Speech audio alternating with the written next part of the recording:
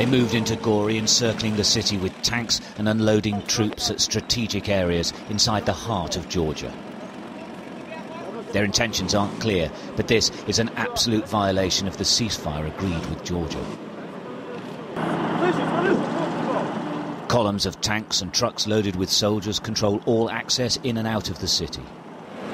Some cars with fleeing civilians on board were allowed to pass. The Russian commander wouldn't say what would happen next, but he told me they intend to teach the Georgian president a lesson.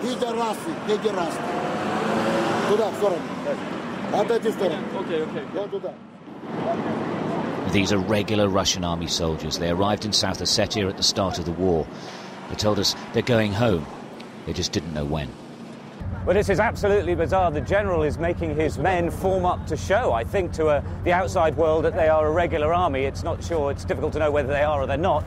But they're obviously being put through their paces on drill. We're on the outskirts of Gori, but as I say, this is absolutely bizarre.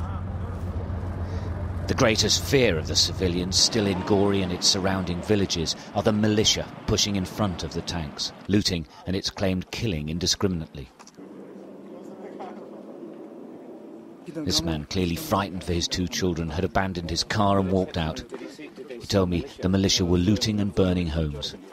They're killing people, even women, he said. A few hundred metres behind him, smoke was rising from what he said was a damaged home. On the outskirts, more civilians gathered at a petrol station trying to get a lift to Tbilisi.